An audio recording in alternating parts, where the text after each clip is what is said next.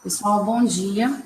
Tá? Hoje nós vamos para mais uma tutoria online de estatística e nessa tutoria a gente vai discutir, eu vou apresentar para vocês o conteúdo que vai ser abordado nessa nossa próxima prova, né? A prova da terceira etapa.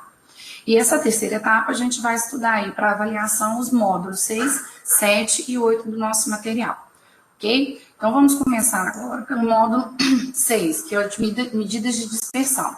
Esse módulo a gente já vem abordando ele, né, na tutoria anterior, e agora a gente vai fazer uma revisão colocando os principais aspectos, os principais pontos fortes, o que é mais relevante nesse tópico, para a gente poder estar entendendo e a gente poder estar estudando melhor para a prova, ok? Bom, se esse tópico representa medidas de dispersão ou variabilidade, o que é? Né? O que representa essa dispersão? Na estatística, a gente entende como dispersão a questão dos dados, das informações, elas estarem muito distantes uma da outra, né? Então, quanto mais próximo, mais juntinhos, mais agrupado estiverem, mais concentrados estiverem os dados, menor é a dispersão. E isso é um bom indicativo na estatística. Então, a gente pode ver aqui, ó, que quanto mais próximos os dados, imaginando que cada símbolo, cada círculo desse representa um dado, quanto mais próximos esses dados estiverem um do outro, ao longo de toda a sua distribuição, menor vai ser a dispersão.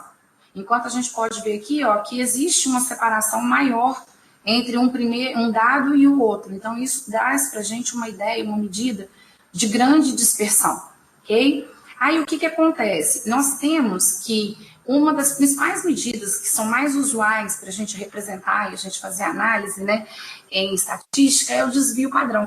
Nós estudamos aí no material também a variância, né? Porém, aqui nesse material eu chamei a atenção para duas medidas que são mais usadas para comparação, para tomada de decisão, para algum tipo de inferência estatística que a gente possa precisar fazer.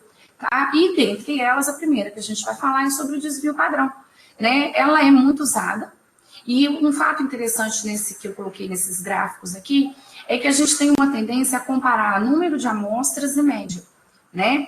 E se a gente parar para analisar esses 4 gráficos aqui, nós temos em todos a mesma quantidade de medida, a mesma média, mas apresenta desvio padrão diferente.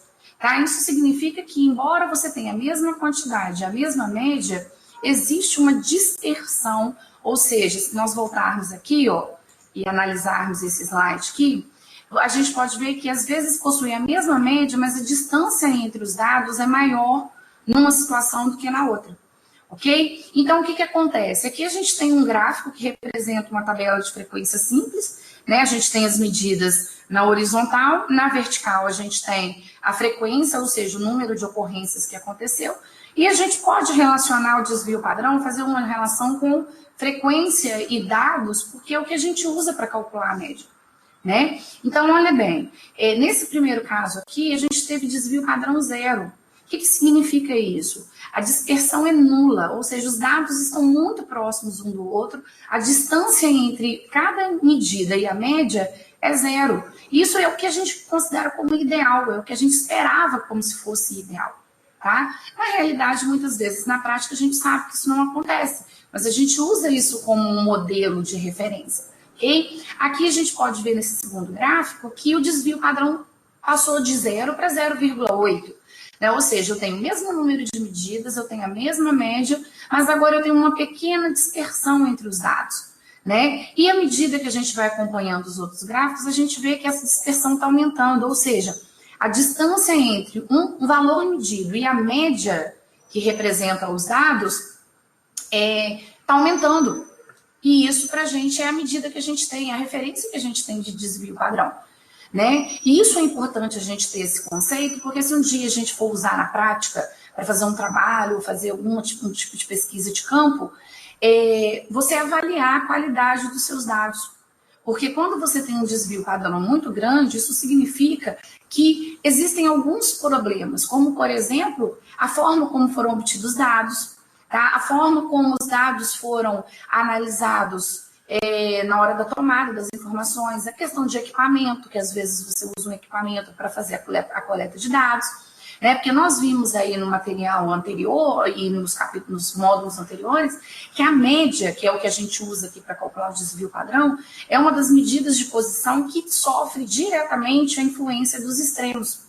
Então, de repente, se os dois valores extremos, o primeiro e o último valor, estiverem muito distantes dos demais, isso interfere na média e isso ocasiona o quê? Um desvio padrão maior. Né? Então, o desvio padrão ele serve para a gente como uma referência, como um termômetro, vamos dizer assim, né? Se os nossos dados são precisos, se as nossas medidas foram feitas de forma correta, né? Se a análise da gente pode ser considerada uma análise estatística confiável. Tá? Porém, o que acontece? Graficamente, nós temos duas maneiras de observar, ou pelo histograma, que são aquelas coluninhas de barra, aquelas barrinhas verticais ou horizontais, que no caso eu apresentei as verticais para vocês, ou então analisando a curva de dispersão. Tá? Nessa daqui, a gente dispersão também é muito chamado de variabilidade. E eu coloquei aqui ó, de uma forma bem simples para vocês compreenderem o que é a ideia graficamente de uma dispersão. Tá? Quando você tem uma curva, como essa aqui em azul, que é bem fechadinha, ou seja, a largura aqui ó, é bem menor do que a que está em laranja, é porque os dados, significa que os dados medidos, eles se encontram todos dentro desse intervalo aqui, dentro desse espaço. Tá? Aí o que acontece? Se você tem dados muito precisos ou bem medidos, essa dispersão aqui vai diminuindo. Né? Enquanto se você tiver dados muito distantes um do outro durante a medida, olha como que vai achatando, vai alargando essa curva. Tá? Então a gente espera, quando a gente faz um trabalho estatístico, é que se a gente for fazer um gráfico de dispersão, a gente tenha esse formato aqui. Se a gente comparar esses dois gráficos aqui, eles são semelhantes. É como se a gente tentasse passar por aqui, ó, uma curva. E se vocês perceberem, como eu só tenho uma coluna, né, olha, eu posso fazer uma curva bem fechadinha.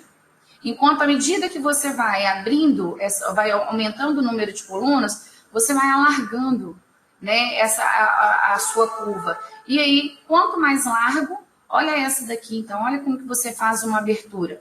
Tá vendo? Então, quanto mais disperso tiver, maior vai ser a distância entre esses dois pontos aqui da curva, né? Ou seja, a área ou o espaço compreendido dentro da curva vai ser maior à medida que você aumenta a dispersão.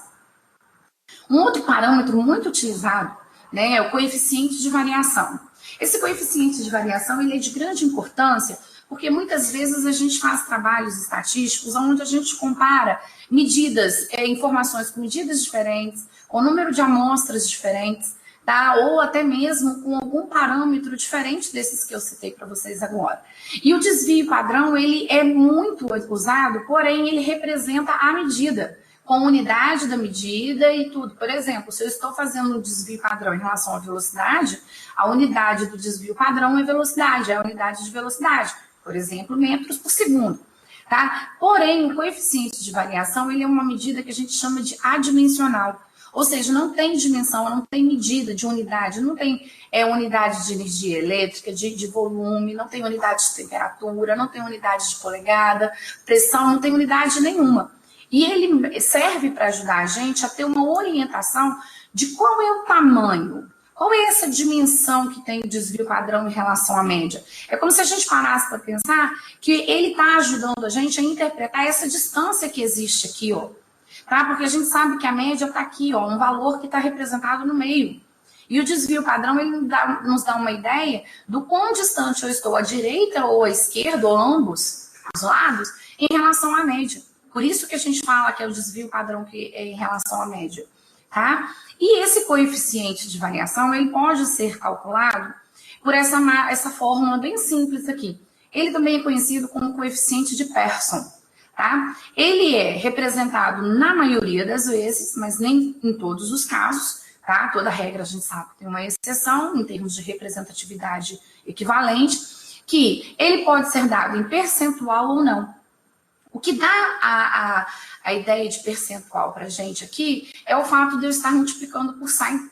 Então, quando a gente multiplica o coeficiente de variação por 100, a gente está dando uma medida em porcentagem. É a mais comum, é a mais prática e a mais utilizada. Tá? Então, o que significa o coeficiente analiticamente para a gente? é o desvio padrão dividido pela média, ou seja, é uma medida que você faz do desvio em relação à média. Quando a gente usa essa expressão aqui, nos dá uma ideia do tamanho do desvio em relação à média, é porque a gente pegou uma medida em relação ao todo que está sendo representado. Porque nós vimos aí que a média representa todo um conjunto, né, de dados que você tem, seja ele agrupado ou não, certo? Então, esse coeficiente ele é de fundamental importância. E a gente costuma dizer que ele é muito utilizado porque ele é imparcial. Porque ele não leva em consideração o tipo de medida que você está usando. Ele leva em consideração o que de fato está acontecendo com aquele valor estatístico que está sendo analisado, né? E aí a gente tem classificações. Quando você tem ele muito baixo, você considera ele ótimo. Quando você ultrapassa 30%, né? Ou um pouco menos de 30%, existem literaturas que adotam até menos, mas normalmente entre 20% e 30%. Vocês podem ver, claro, no material, eu adoto um valor específico, ele é considerado péssimo. O que significa esse péssimo? Os dados não têm nenhuma relação, não têm nenhuma ligação, né? E são totalmente incorretos. A gente não pode falar exatamente que não são confiáveis, né? A gente pode usar o termo confiável se a gente conhecer a fundo como foi feito para poder alegar se foi feito de forma confiável ou não, né? Agora, a questão da medida você pode avaliar com coeficiente de variação se os dados foram medidos de forma seguindo os procedimentos corretos, se você está fazendo no equipamento, usando o equipamento de forma correta, ok? Então, assim, de medidas de dispersão, eu enfatizei na aula de hoje mais aquelas que são relevantes, né, aquelas que a gente de fato usa para fazer alguma análise e alguma inferência estatística, que é o desvio padrão, né, e o coeficiente de variação. Em momento algum, eu estou desmerecendo ou desclassificando a variância como uma medida de dispersão. Tampouco a amplitude total, que nós também estudamos no material aí, tá? Mas eu estou direcionando a aula de hoje, já que nós já discutimos esse tema na tutoria anterior, né? Eu estou direcionando a aula de hoje para os principais tópicos em relação à medida de dispersão. Aquilo que se usa de fato na prática, aquilo que se faz de fato na prática, ok? Bom, para a gente finalizar essa parte aí, a gente concretizar, eu coloquei um exemplo aqui, que eu vou mostrar a solução e vou discutir a solução com vocês, certo? Então, a gente tem aqui uma conceituada empresa do setor de publicidade, através de um processo seletivo, escolheu de 30 de seus 50 gerentes para fazer um curso de aperfeiçoamento no exterior.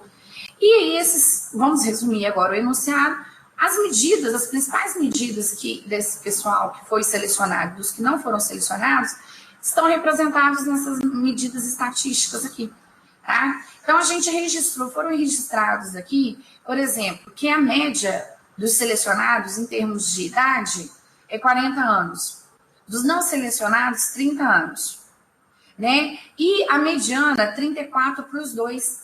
Vamos chamar atenção para isso aqui, né? Nós temos o mesmo número de amostras, né? Que são 30 funcionários ou 30 gerentes, como se quiserem, possuem médias diferentes, mas com medianas iguais, né? Isso pode acontecer, isso é perfeitamente aceitável. Não é via de regra, mas pode acontecer. E desvio padrão para os selecionados de 4 e dos não selecionados de 2,4. Então, o que nós vamos analisar aqui? Um dos possíveis análises que a gente pode fazer, qual que tem a menor variabilidade? Né? Qual aquele que apresenta menor dispersão? Quando a gente fala assim, menor variabilidade, a gente pode pensar também que eu estou querendo aquele que tem menor dispersão. E aí, o coeficiente de variação, né, é a medida mais indicada e é a que a gente utiliza para medir variabilidade, tá? Então, a fórmula está aqui, né, desvio padrão dividido pela média multiplicado por 100. E aqui eu coloquei, ó, dados selecionados. Pegamos o desvio, que é de 4, dividido pela média, que foi 40, né? A gente pode verificar esses dois valores aqui, ó, desvio 4, média 40. E dividimos primeiro, fizemos a divisão primeiro, tá? Então, 4 dividido por 40 dá 0,1, quando multiplicado por 100, 10%, certo? E os não selecionados possuem um desvio padrão de 2,4 e uma média de 30, como a gente também tirou daqui da tabela, tal qual está na tabela, tá? E dividiu 0,08, multiplicou por 100, e aí a gente chega a um percentual de 8%. tá? Se não tivesse feito a multiplicação por 100, nos dois casos, a gente ainda assim conseguiria fazer a mesma análise com a representação em porcentagem, né? Porque é fácil a gente verificar que 0,08 é menor do que 0,1. Porém, a porcentagem é uma das representações mais comuns que a gente tem para desvio, para coeficiente de variação. Então, o que a gente pode concluir disso? Que os não selecionados, né, eles apresentam menor dispersão, tá? Uma coisa que a gente pode analisar de uma forma bem prática é que, se você possui o mesmo número de amostras, como este caso, tá? Isso é uma situação específica, tá, pessoal? Se você possui o mesmo número de casos, tá? Mesmo número de amostras, e se você analisar a tabela, os parâmetros de média e desvio padrão forem menores para o mesmo grupo, há uma tendência de 99,99% de chance daquele conjunto seu de menor dispersão, tá? Então, como que a gente pode observar isso? Olha só, eu tenho 30 funcionários selecionados e 30 não selecionados, né?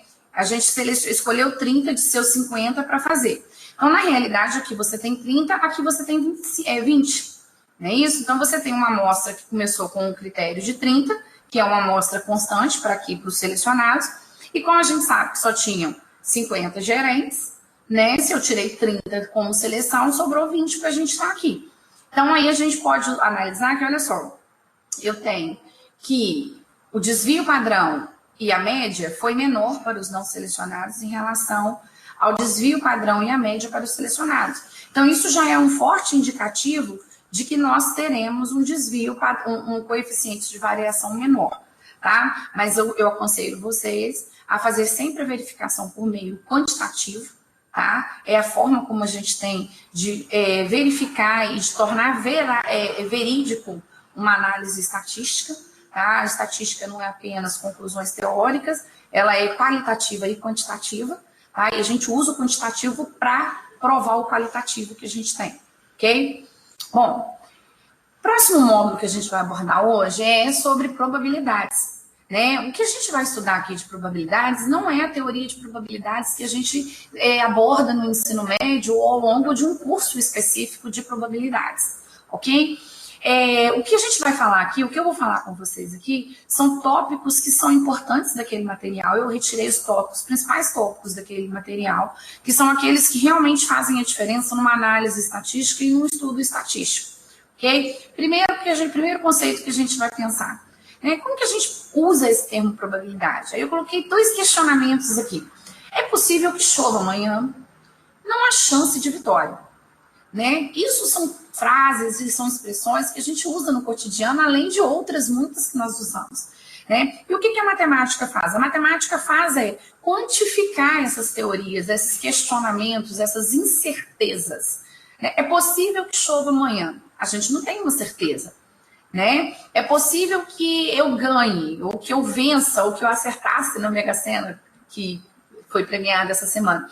Então, é uma incerteza, é uma possibilidade, mas não é uma certeza, né? E a probabilidade, que é o termo que a gente usa na matemática, ele serve para quantificar, para enumerar, para colocar isso de forma qualitativa e quantitativa, esse conceito de incerteza. Então, é isso que a gente estuda na probabilidade. E dentro desses estudos, a gente já viu aí, né, que normalmente a gente obtém informações de uma população por meio de uma amostra, né? A gente vem estudando isso aí desde o começo, porque a gente tem 2 opções. Ou a gente usa a população completa, ou a gente faz uma amostragem e seleciona uma porção dessa amostragem, né, dessa população, desculpa, que a gente chama de amostra, certo? E aí o que acontece? Quando a gente trabalha com amostra, tudo que a gente faz com a amostra, toda a inferência que a gente faz com amostras é refletida ou é colocada de uma forma geral para a população, né? Então, a probabilidade é uma ferramenta básica para essa estatística, porque ela ajuda a gente a fazer as ligações entre a amostra e a população, né? De modo a permitir que as informações da amostra, de fato, representem a população, certo? O que a gente tem de importante para saber nesse momento de probabilidade? O conceito de experimento aleatório, que a gente já comentou sobre ele quando nós falamos do tipo de amostragem, né? Esse conceito de aleatoriedade para experimento é quando você não tem a menor previsão de qual é o próximo evento que vai acontecer, o próximo algo que vai acontecer. Então, a gente coloca como, por exemplo, o lançamento de um dado. Né? A gente sabe que o dado tem 6 faces. Então, eu não sei qual face que vai cair, um dado não viciado, tá, gente? Eu não sei qual face que vai cair antes que eu jogue. Eu sei que eu tenho 6 opções de face, tenho 6 possibilidades de números para cair com a face, né, voltada para cima, né? Agora, eu só vou saber qual que foi depois que eu jogar. Então, isso é uma ideia aleatória. A ideia de ser aleatório vem disso aí. Outro conceito importante é o espaço amostral. Esse espaço amostral é exatamente todo o conjunto, né, de resultados possíveis que a gente tem. Então, se, por exemplo, no dado a gente tem 6 faces, eu tenho 6 possíveis resultados, né, quando eu jogo o dado. O 1, 2, 3, 4 e o 5. E o 6, desculpa. Né? Então, a gente tem aí 6 possibilidades de resultado. Isso, para a gente, é a ideia de espaço amostral. Tá? E aí, como que se calcula, de fato, a probabilidade? A probabilidade, a gente calcula ela de uma forma bem simples. Tá? A questão é a gente analisar para a gente identificar os parâmetros que são importantes. Como, por exemplo, a probabilidade de um evento, a gente normalmente chama evento pela letra E, né? A probabilidade de um evento acontecer está relacionado com o número de resultados favoráveis, né? E o número de resultados possíveis. Então, por exemplo, no dado, se eu quero que caia o número 2, esse é um resultado favorável, porque é ele que eu quero. Tá? Então, é ele que eu escolhi. Eu quero saber qual é a probabilidade de eu lançar um dado e o número 2 surgir com a face para cima. Né? Então, o que acontece? Isso é o que eu espero. Então, é favorável, é o que eu quero. Tá? E quais são as possibilidades que eu tenho? 6. Eu tenho 6 opções. Então, na realidade, a probabilidade aqui seria de 1 para 6. Né? Entre 6 faces, eu quero uma. Então, essa seria a minha análise de probabilidade. Tá?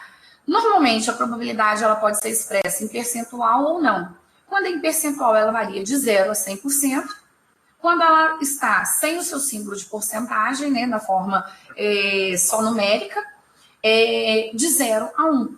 Para eu colocar a porcentagem, é simplesmente eu pegar essa fórmula que eu coloquei para vocês aqui, né, de números favoráveis dividido pelos números possíveis, ou então, né, o número de elementos do evento dividido pelo número de elementos do meu espaço amostral, multiplicado por 100.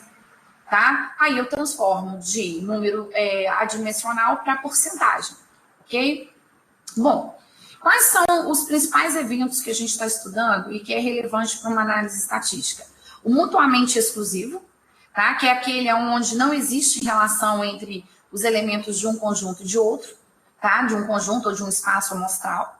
Né? Eu estou usando a expressão conjunto porque vocês devem se recordar que a gente usa muito essa representação quando a gente trabalha conjuntos numéricos, né? Mas que pode ser aplicado aqui de forma perfeitamente correta. Então, olha só, está representando aqui, ó, os mutuamente exclusivos são aqueles onde não existe interseção, não existe elemento comum entre os dois eventos. Então, eu coloquei, aí a gente calcula pela soma da probabilidade de acontecer o evento A mais a probabilidade de ocorrência do evento B. Né? Já que um não depende do outro, a união dos dois, né, que são de ocorrer os dois, um ou outro elemento, né, tem que ser dado pela união, ou seja, pela soma.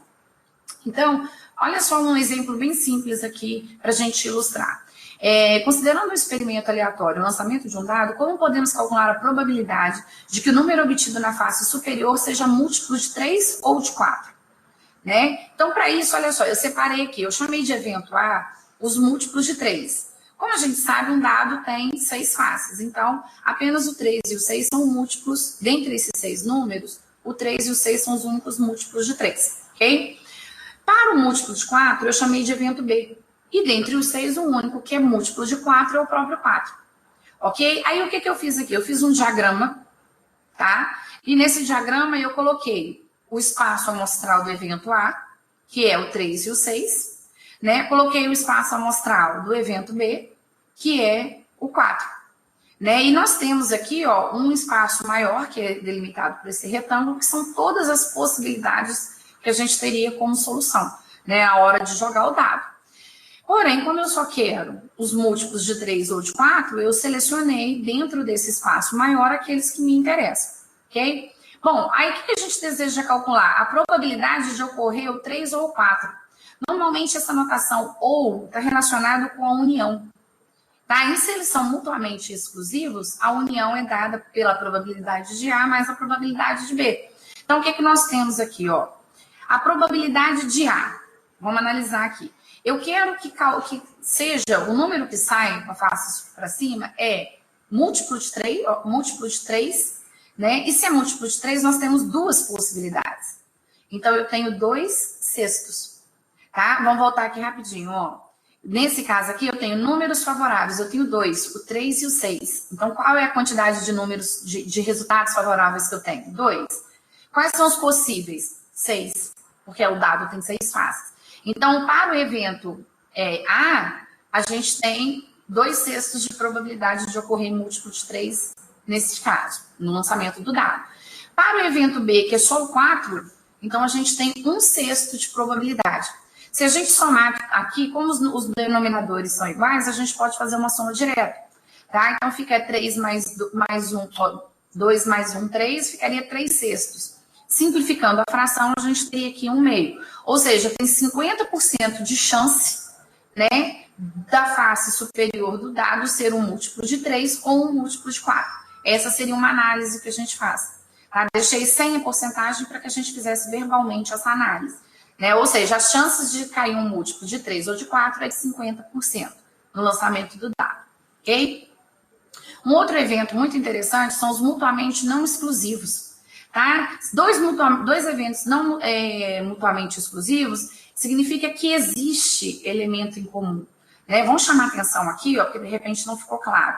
Se vocês olharem esse conjunto, eu tenho o número 3 e o número 6. Nesse conjuntinho aqui, eu tenho só o número 4. Não existe um número que se repete no conjunto A, no evento A e no evento B ao mesmo tempo. Então, isso é que dá a ideia de exclusão. A ideia de ser inclusivo, né, ou seja, de não serem exclusivos, é o fato de existir uma região de elementos ou de valores do evento, né, números de eventos ou possibilidades que aconteçam tanto em um quanto no outro ao mesmo tempo. Tá? Então, para a gente entender esse exemplo aqui, ó, em um grupo de 80 pessoas, todas são de São Paulo. 50 conhecem o Rio, 38 Minas e 28 já visitaram as duas cidades. Uma pessoa escolhida ao acaso, ou seja, aleatoriamente, sem nenhum critério de escolha. Qual a probabilidade de que ela tenha visitado apenas uma destas cidades? Tá? Vamos ver aqui como que fica. Olha, eu fiz um diagrama aqui para a gente analisar com calma. Então, eu coloquei aqui, ó, esse primeiro evento, esse primeiro ciclo está relacionado ao evento Rio de Janeiro. Pessoas que já visitaram o Rio de Janeiro, que são 53. As pessoas que visitaram Minas Gerais estão representadas nesse segundo círculo aqui, que representam 38. Tá? E 21 pessoas, 21 das pessoas entrevistadas estão nesse meio aqui, ó, porque tanto já conhecem Rio, quanto já conhecem Minas Gerais, tá? Então, eu fiz separadinho para vocês aqui, olha bem. O número de pessoas que conhecem exclusivamente Minas Gerais, ou seja, tá aqui, ó, aonde está circulando o cursor, não está nesse meio de interseção aqui, só aqui é 53 menos 21. Para Minas Gerais, eu tenho que, o total é 38. Mas desses 38, 21 estão aqui, ó, que conhecem Rio também. Então, o que conhece somente ou exclusivamente Minas Gerais serão 17, tá? Então, se a gente notar direitinho, o que vai acontecer? Nós vamos ver que 21, né? Mais 37, mais 17, mais 32 dá 70. Assim, 10 pessoas do total de 80, 10 pessoas nunca visitaram Rio e nem São Paulo. Oh, desculpa, nem Rio nem Minas Gerais, tá? Porém, não é isso que a gente está procurando. A gente está procurando a probabilidade, né, de encontrar, de ser escolhida ao acaso, uma pessoa que conheça, tenha conhecido pelo menos uma única cidade, ou somente Rio de Janeiro, ou somente Minas Gerais, tá? E não as duas ao mesmo tempo. Então, como que a gente faz essa análise? Eu peguei aqui, ó, a probabilidade não é número de resultados favoráveis, ou seja, aqueles que eu quero. Eu quero somente Minas ou somente Rio de Janeiro. Então, eu fiz a soma aqui, ó, 32 com 17 dá 49, que são as pessoas que conhecem apenas uma das duas cidades, ou dos estados, né? Vamos colocar estados aqui, porque eu coloquei de uma forma mais generalizada. Então, olha só, 80 é o meu número é o meu espaço amostral, é o número de eventos possíveis. Eu tenho 80 pessoas, né? Então, qual é a probabilidade de dentre essas 80, né? Eu tenho 49 que só visitaram um estado e justamente nesse sorteio saiu uma dessas 49 pessoas. Essa é a ideia da probabilidade. Então, se a gente dividir 49 por 80, a gente encontra 0,6125. Em percentual, isso significa que aproximadamente 61% das pessoas entrevistadas visitaram apenas um dos estados. Tá? É importante a gente ver que com esse tipo de probabilidade que eu fiz e resolvi para vocês, a gente não consegue prever se essas 61% só conhecem Rio ou só conhecem Minas. Tá? Porque a pergunta foi de conhecerem uma das duas, não especificou a cidade em si. Ok? Aí seria uma outra análise para a gente fazer. Ok? Bom, os eventos independentes. Os eventos independentes são aqueles que a ocorrência de um não depende do outro. Então, para a gente ficar mais claro essa ideia, vamos pegar direto aqui nesse exemplo. Ó, né? Você tem um dado e tem uma moeda. Lançar o dado não depende, não interfere no lançamento da moeda. O resultado do dado não depende do resultado da moeda e vice-versa. Então, isso são... vamos voltar no exemplo anterior, porque o nosso colega Fábio pediu para a gente voltar e aí a gente explica aqui novamente. Bom, Fábio, o que eu quis dizer nesse exemplo aqui?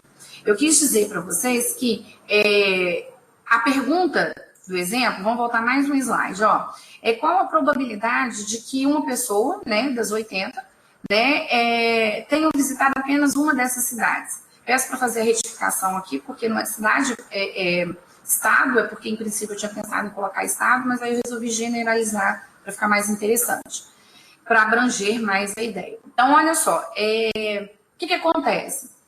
Se a gente olhar aqui, Fábio, eu quero pensar analiticamente o que eu quero. Quando me pergunta, eu quero as pessoas que estão aqui e as pessoas que estão aqui, ó. Vou fazer essa marca aqui, ó, para a gente entender. A probabilidade de eu escolher visitantes, né, que tenham estados ou somente no Rio de Janeiro ou somente em Minas Gerais. Tá? Então, o que eu fiz aqui a princípio? Eu calculei, tá? Eu tenho 53, é todo esse círculo que meu cursor está passando. Tá? Desses 53, a gente pode perceber que tem 21 que está aqui, ó. É Rio e Minas. Então, não me interessa. Me interessa somente Rio no momento. Então, o que eu fiz? Dos 53, eu tirei 21 que conhecia Minas. Sobrou 32. Fiz a mesma coisa para Minas Gerais.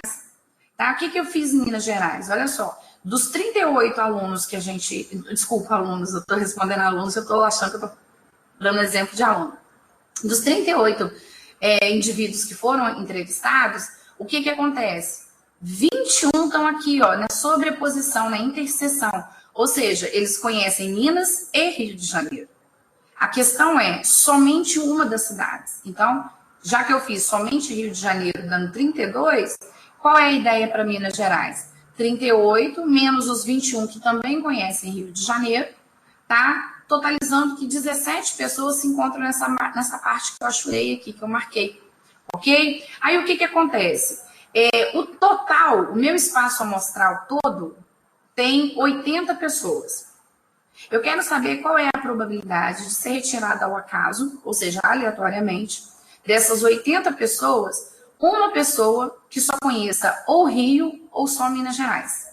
Certo? Então, o que eu fiz? Olha só, eu peguei total de pessoas que somente conhecem o Rio de Janeiro, que são 32, mais o total de pessoas que somente conhecem Minas, que são 17, e aí é o meu conjunto de resultados favoráveis, ou seja, aqueles que eu quero que encontre.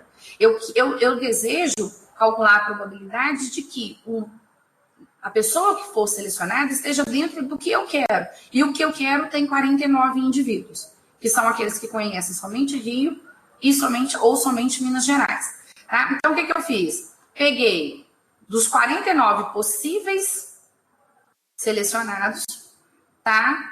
e dividir pelo total de opções que a gente tem.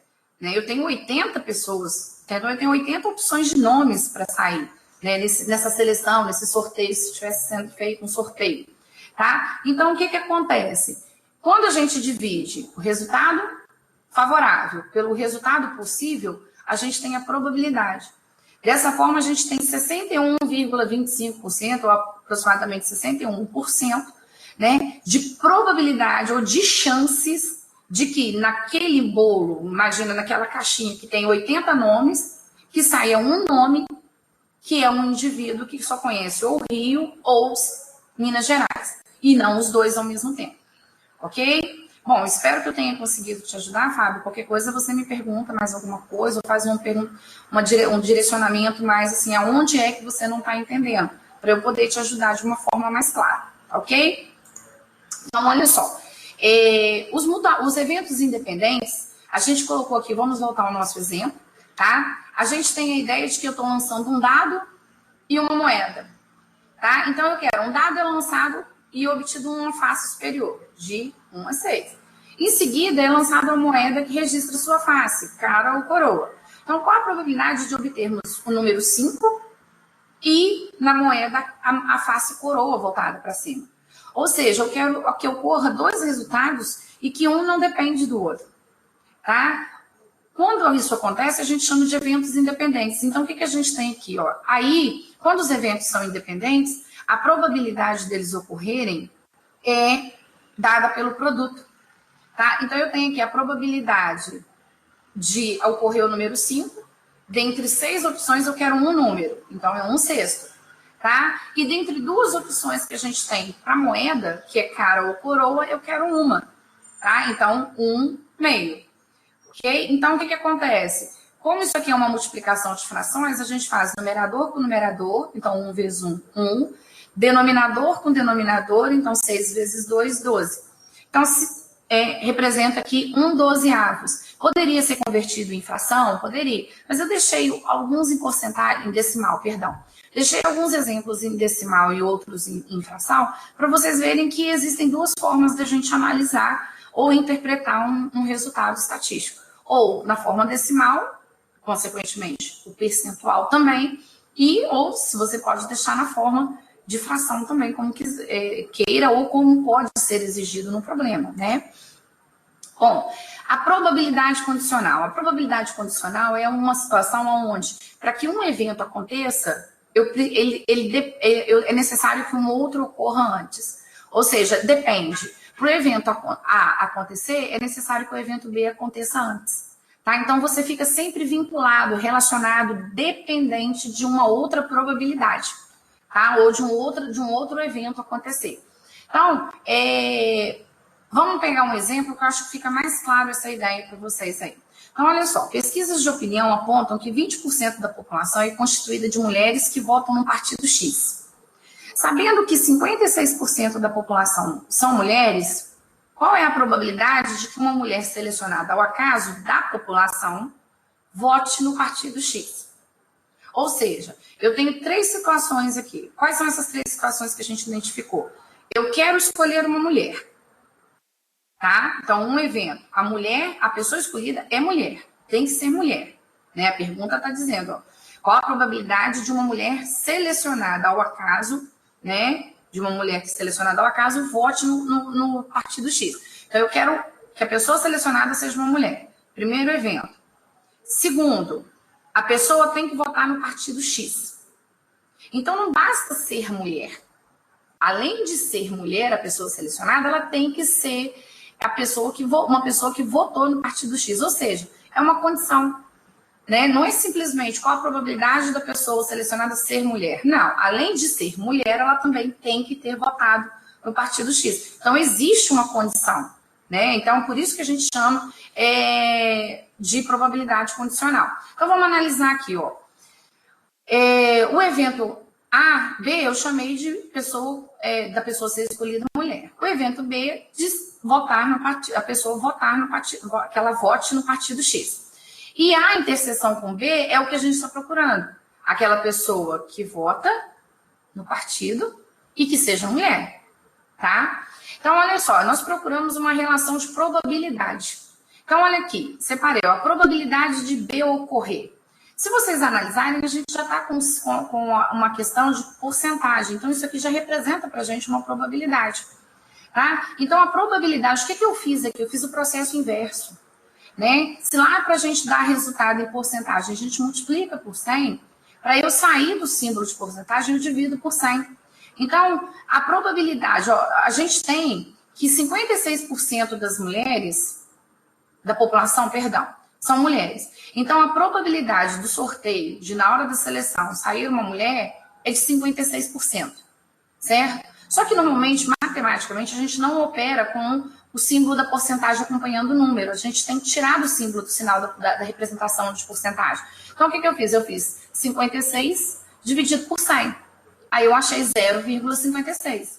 Isso corresponde a dizer que 56% da população entrevistada é mulher.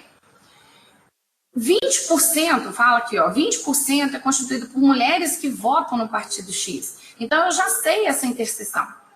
Né? Eu já sei quantas são as pessoas, quantas mulheres votam no partido X. Eu sei que são 20%. Então, em termos de probabilidade, elas representam 20%. Agora, olha o que o exercício pede para gente. É que eu selecione uma mulher e que desse grupo de mulheres, uma esteja dentro desses 20%. Isso é que é importante para vocês entenderem. Tá? Vamos voltar aqui, vamos tentar explicar de novo. Eu sei que eu tenho 56% de população feminina. Desses 56%, apenas 20% vota no partido X, porque é o que está afirmando aqui. Então, o que está perguntando o exercício para a gente? Qual é a probabilidade de que, dentro dessas 56 pessoas do sexo feminino, seja selecionada uma que vote no partido X? E qual é a porcentagem de mulheres que votam no partido X? 20%. Então, é como se a gente pensasse... como se a gente... Bom, Fábio, conforme eu acho que já foi notificado para vocês e consta no regimento da instituição, a gente não é permitido o uso da calculadora, tá? E também não é permitido fornecer as fórmulas para os alunos. Né? Isso não é um critério do EAD, isso é um critério da instituição, como consta no próprio manual do aluno, que não é permitido o uso de calculadora durante atividades avaliativas. Ok? Então, vamos voltar aqui. A gente tem aqui o seguinte, que o material... desculpa, porque agora eu interrompi um pouco o raciocínio para responder ao nosso amigo. Bom, o que acontece? A gente tem que, desses 56%, 20% está aqui, ó. É mulher e vota no partido X. Então, o que eu estou perguntando? Qual é a probabilidade de que, desses 20% representado ao todo de mulheres, eu consiga extrair, eu saia ao acaso, tá? Então, o que a gente tem aqui, ó? A probabilidade de ser mulher e votar no partido X, 0,2. A probabilidade de ser mulher, 56%, ou seja, 0,56. Então, a probabilidade de que a pessoa selecionada seja mulher e que vote no partido X é de aproximadamente 35,7%, ok? Bom, o módulo 8, perdão, é o teste de hipótese. Nesse módulo, a abordagem que eu vou fazer com vocês aqui é uma abordagem bem teórica e bem simplificada. Porque como a gente sabe, né, das limitações com relação ao uso de equipamentos e de fórmulas, a gente faz uma abordagem bem teórica sobre o teste de hipótese. Né? A gente não pode deixar de fornecer essas informações no material impresso para vocês, porque isso é relevante. Né? A gente tem que entender que esse material ele está servindo para estudo agora e pode servir posteriormente quando vocês estiverem empregando os conceitos como um material de pesquisa, né? Ou de referência para a gente estar analisando ou tomando alguma decisão. Então, o teste de hipótese que a gente vai abordar aqui hoje é uma maneira bem simples, bem superficial, tal qual é o critério que a gente utiliza, né, para os nossos processos avaliativos, ok? Bom, o que é a hipótese, primeiro? Né? A gente sabe o que é a hipótese, mas aqui a gente eu só procurei ilustrar para vocês essa ideia. Tá?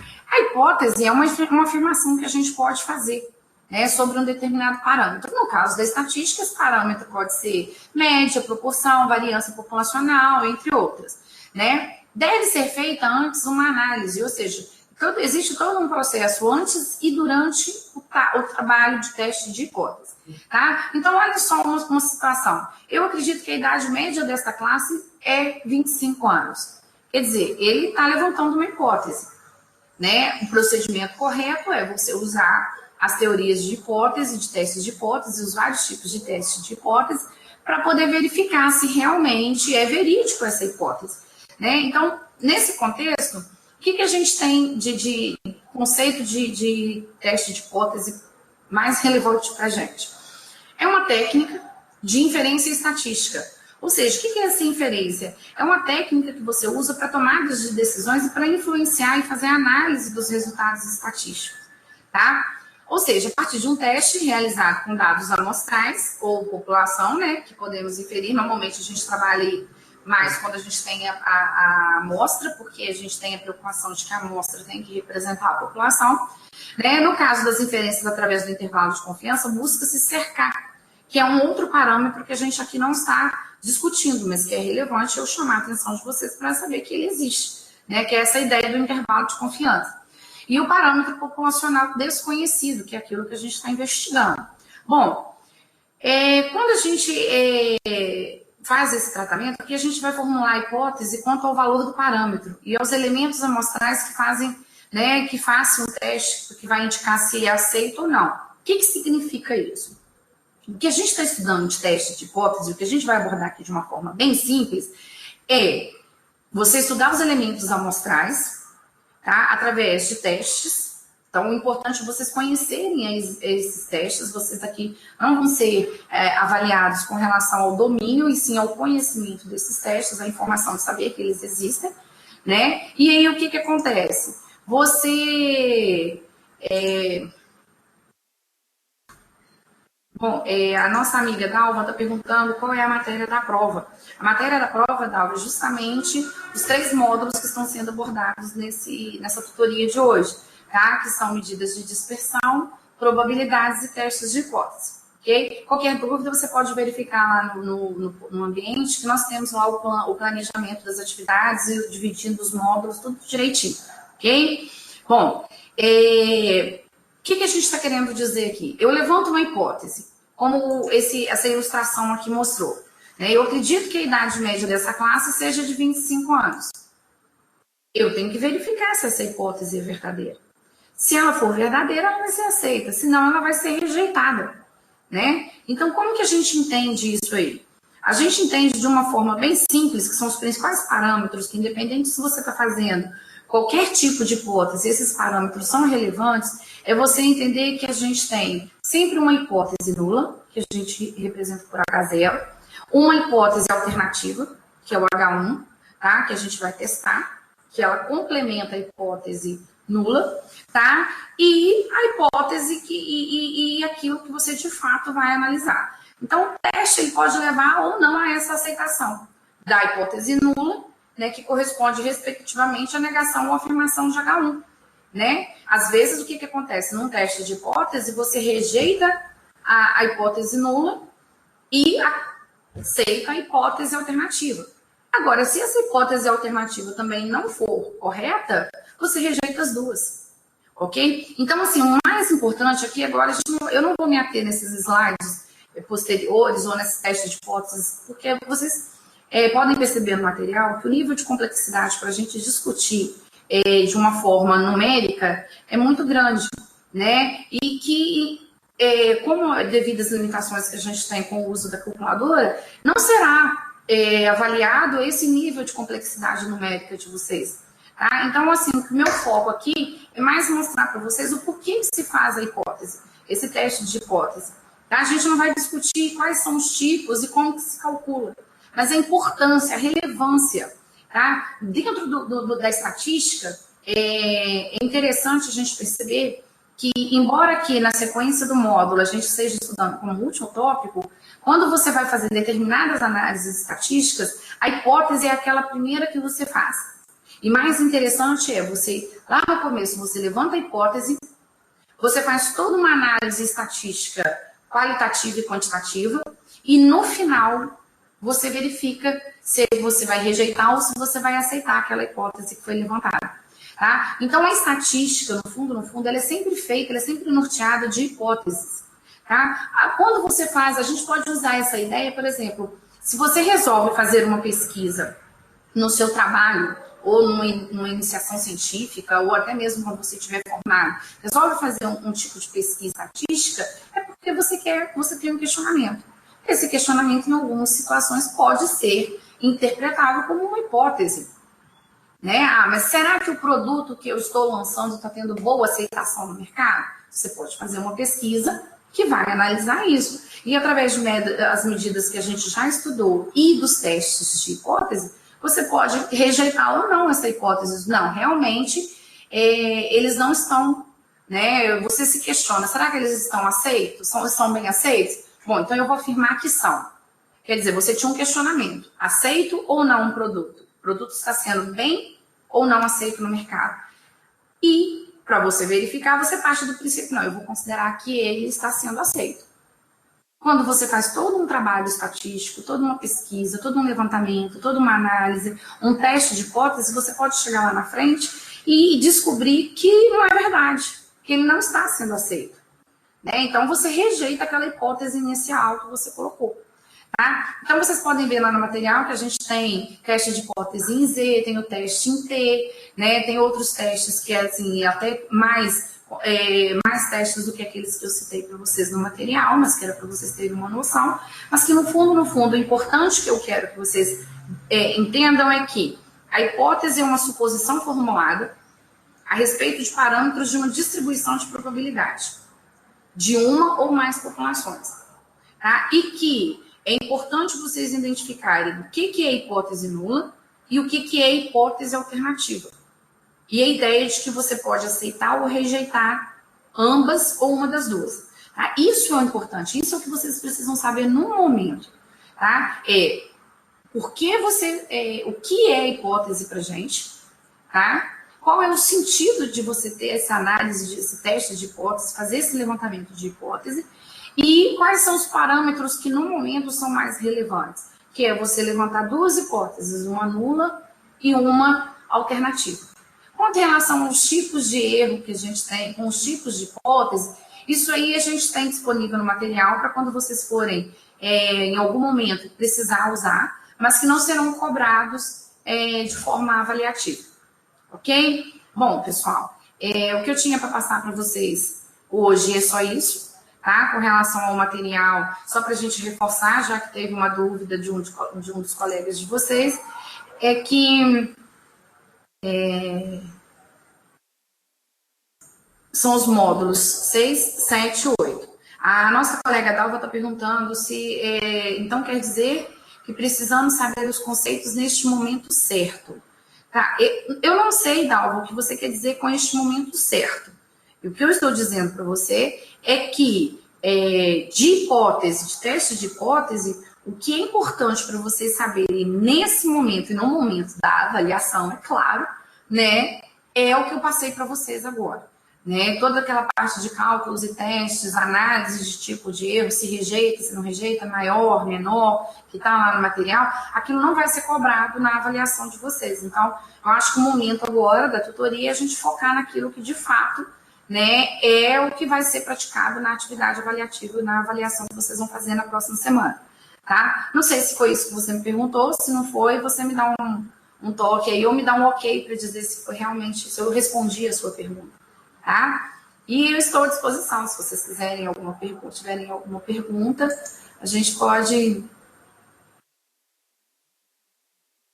Olha, Fábio, o que eu posso fazer para você, eu não tenho essa questão aqui no momento, né? Porque eu não estou com o meu computador aqui e a gente não está com o material disponível agora aqui. Mas eu posso, o que eu me comprometo a fazer com você é pedir para você me mandar uma mensagem ou no fórum Tira Dúvidas, ou no link de mensagens, me lembrando e relatando lá que você pede a resolução da questão número 6 do quiz, e eu te envio a solução toda bem explicadinha, entendeu? Porque confesso para você que de fora agora eu não sei qual que é essa questão.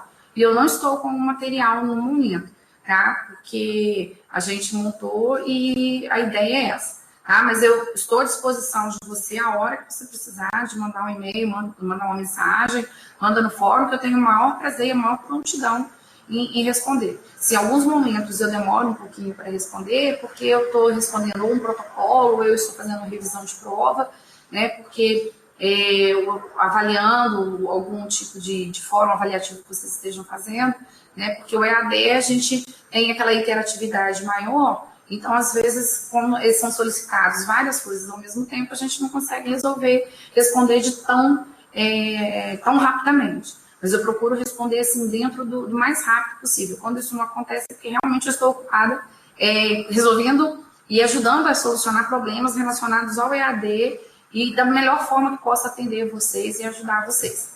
Tá joia?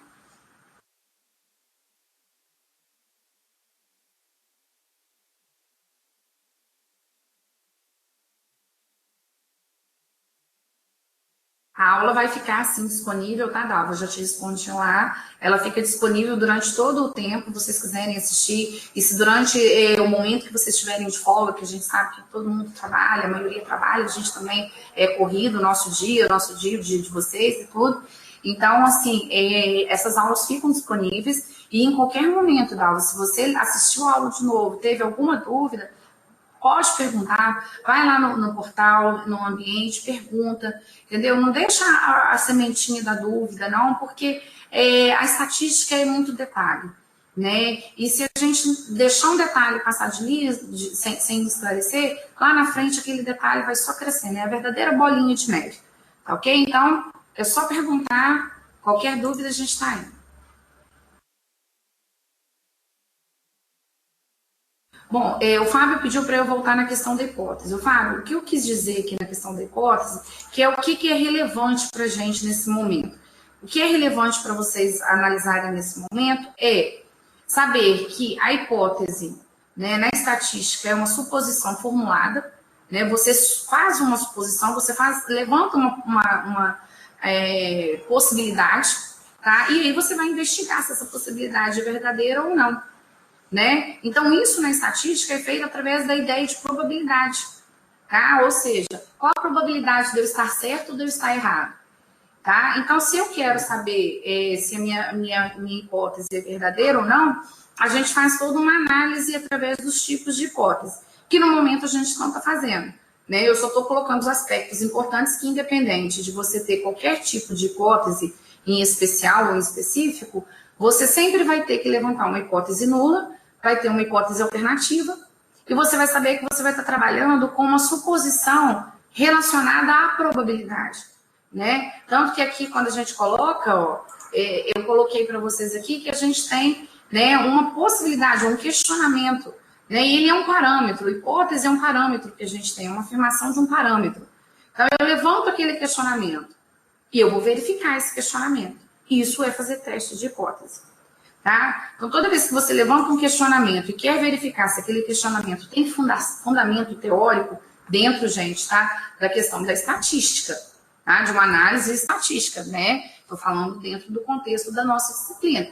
Então, o que acontece? Toda vez que você faz, né? Você faz uma afirmação e você quer verificar a veracidade daquela afirmação, você está aplicando o conceito de teste de hipótese. Por isso que a gente fala que é uma técnica de inferência estatística, porque você consegue contribuir, né, ou ajudar a tirar conclusões sobre as informações estatísticas que você está analisando. Então, o que acontece? Imagina que você tem lá, por exemplo, uma empresa e você está fazendo uma análise, né, da parte de finanças da sua empresa, e aí você está vendo que está tendo uma queda, né, nos lucros da empresa. Então, você pode levantar várias hipóteses do porquê que aquela queda está acontecendo, né? Então, você tem várias afirmações, você tem que verificar qual delas realmente é o agente causador dessa queda nos lucros.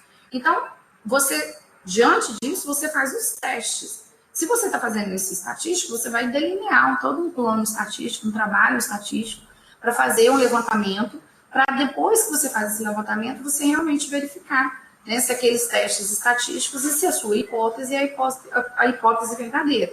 Então, o que eu estou querendo dizer aqui, por exemplo, é que qualquer que seja a situação, você sempre tem uma hipótese nula, tá? É aquela hipótese com que você fala assim, é o seu pontapé inicial, vamos dizer assim, e você tem uma hipótese alternativa, né? Então, no fundo, é como se você jogasse duas hipóteses. Uma você considera como nula, porque é aquela que tem menor possibilidade de ser a verdadeira, vamos dizer assim, né? E coloca uma alternativa do tipo, se não for essa, pode ser aquela, tá? E pode, quando você aplica os seus testes de hipótese, que a gente tem disponível aí no material, se fosse fazer mais a fundo, o que acontece? Você pode descobrir que a sua hipótese nula não está correta, então você vai rejeitar ela. Se a nula está incorreta e a alternativa está correta, você elimina uma e afirma a veracidade da outra. Se não, se ambas estiverem incorretas, você nega as duas. Ou seja, eu levantei duas hipóteses sobre a queda nos lucros da minha empresa. Não é nenhuma delas serviu como parâmetro para constatar, eu vou rejeitar as duas. Tá? Então, procedimento, levantar novas hipóteses, fazer um novo procedimento de verificação. Mas o que é importante no momento para a gente é justamente vocês conhecerem esses parâmetros. O que é a hipótese para a estatística, né? E quais são duas principais interpretações que a gente faz? É rejeitar ou aceitar a hipótese. Para isso, a gente precisa de pelo menos duas, para cálculo. Tá? Eu posso levantar 10, mas eu vou comparando duas a duas.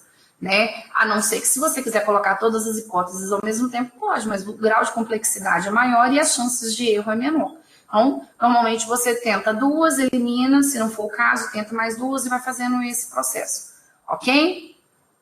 Bom, pessoal, o que eu tinha para contribuir com vocês por hoje é isso aí.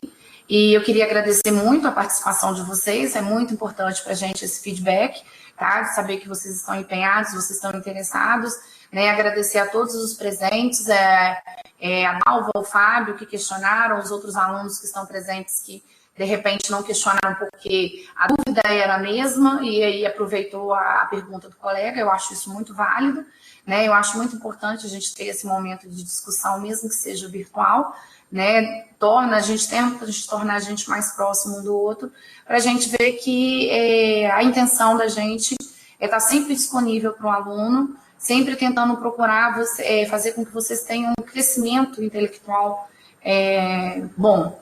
Né? A gente está aqui para poder ajudar vocês a contribuir não só como pessoas, mas também para esse crescimento intelectual, né? Que é o principal objetivo da nossa equipe durante todo esse semestre. Tá? Então, um bom dia para vocês. Tá? Qualquer dúvida, pode mandar mensagem pelo fórum, tira dúvidas, ou pela mensagem, que a gente está aí.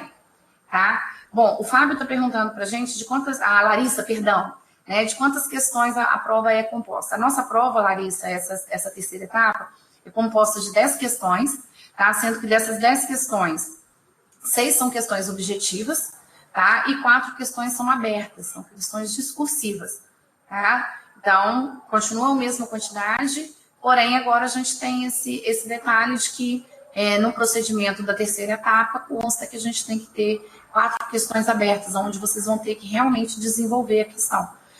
Lógico que em cálculos pertinentes, né, com um nível de dificuldade pertinente, né, como a gente vem sendo, a gente tem essa preocupação sempre, né, bem pertinente ao que a gente faz, e com um bom senso e com consenso com o material, tá ok?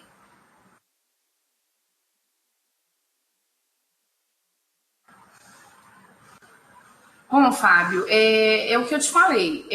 Aqui eu não tenho um exemplo para eu poder começar a resolver para você. E na estatística, você inventar de uma forma rápida e aleatória um conjunto de dados e resolver ele, pode perder o sentido do significado, né? Porque, infelizmente, a gente não consegue.